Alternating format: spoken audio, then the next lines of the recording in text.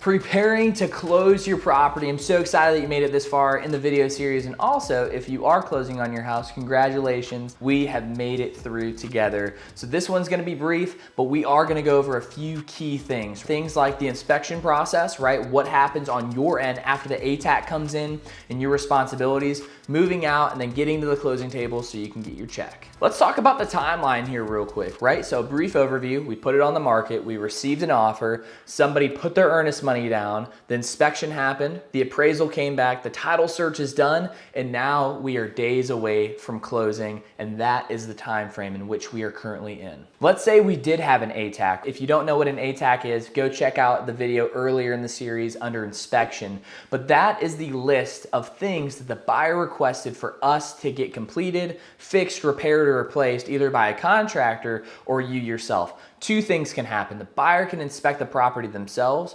or a hired contractor by the buyer is going to come back and inspect the repairs to make sure that they were completed. If they are not completed, the buyer can be off the hook and they do not have to purchase your house and they can get their earnest money back. So understand, when we signed that, it is a legal responsibility for us to get those completed, and it's very important that we do so prior to closing on the property, or it can slow down the time frame and we can either push the closing back or the buyer can back out. And let's talk about property maintenance here real quick, because when you're moving out, sure, you can nick the walls, the doors, and things like that, but understand, the day the buyer put an offer on the property, that is the same condition in which they expect to receive the home legally due to the contract. So please be very, very careful on the move out and do not make any unnecessary defects to the property, or we could be paying for it at the end and you will have to get those fixed. So make sure on move out, the two big things: if you damage the house after an offer was received, that you get those fixed. And number two, you want to make sure that the property is clean, right? Let's say when you go buy a house, you're expecting to move in and it's move-in ready and you don't have to pay for a professional cleaning service prior. Sometimes buyers will request that on the purchase and sale agreement, that you hire a professional company to clean the property. If they didn't do that, please do them the courtesy of being able to move into a house that smells clean, that feels clean, and that actually is clean. And when you go to the closing table, there are a thing called closing costs, right? A few things to be aware of. Back in the first contract that we ever went over, I think it's video 2, the listing agreement, right? You have agent commissions. You're gonna have transfer tax when it comes to the title company itself or the attorney.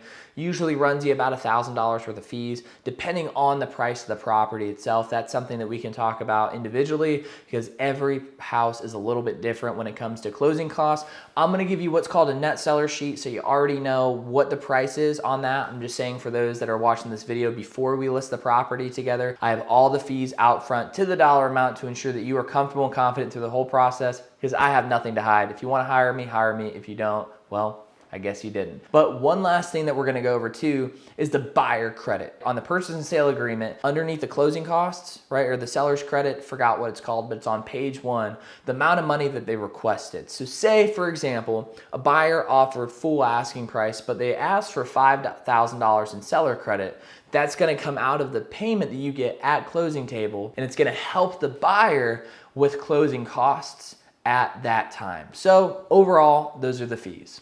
And then we have what's called the final walkthrough. Don't freak out. Every single buyer is going to take the seller's property disclosure and they're going to go with their agent and they're going to walk through your property. Remember, I think it's on page 7. There's going to be a bunch of check boxes on the seller's property disclosure that you already filled out yourself. And it's going to go over things like, oh, is the refrigerator staying? Is the chandelier in the living room staying? Is the oven staying? Is the washer and dryer staying? And they're going to go through the property before they take possession, right, at the closing table and sign, to make sure that everything is still in the house that they are purchasing. Because if you mark it on the seller property disclosure, that means that the buyer is going to receive that. And if you take it away, those are going to be some major issues and you will either have to replace it, return it, or renegotiate at that point. Yet we're days away from closing and we have to make the move fast. If for some reason you accidentally marked the washer and dryer and then found out you still need it, it's technically the buyer's, but we can still negotiate on your behalf to see if we can get that back. But if not, something we're gonna have to talk about.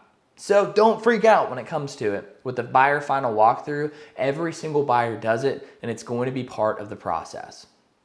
But once the final walkthrough happens, it's usually the morning of closing. So guess what happens in the afternoon typically? We're at the closing table.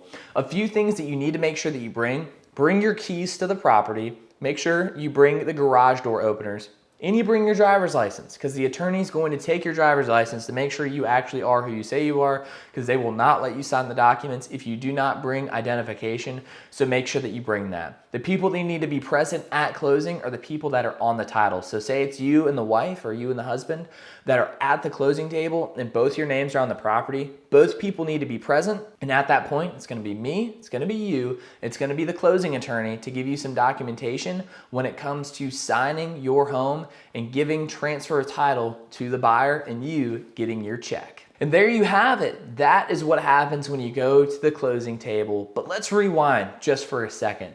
You need to make sure that every single thing is out of the property prior to going to closing, because on the purchase and sale agreement, there's going to be a possession date. 99% of the time, that possession date is going to be the actual date of closing.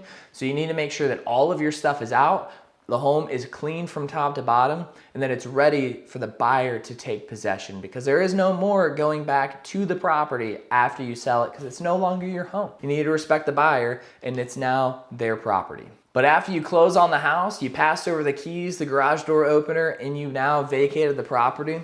That's it. You sold the property, you got a check, and now your home is sold. That is gonna be the end of the series, and I appreciate every single person that stayed and watched until the end. I'm hoping specifically for my clients that you are now more informed about the entire selling process, and you can be comfortable and confident through the entire way. And know that I'm working very hard for you, and my team and I are fighting for you every step of the way. The reason I created this series was just so, again, you can be comfortable and confident, because I feel like a lot of people don't know the actual process itself. And now that you know, you can be up to date on everything that is happening, everything that is going to happen, and you can ensure a smooth closing all the way through until the finish line. I'll catch you guys later. If you know anybody that needs to hear this, send them a text message, shoot them a DM, make sure that you share this on your social media so you can help me help them. I'll see you guys later.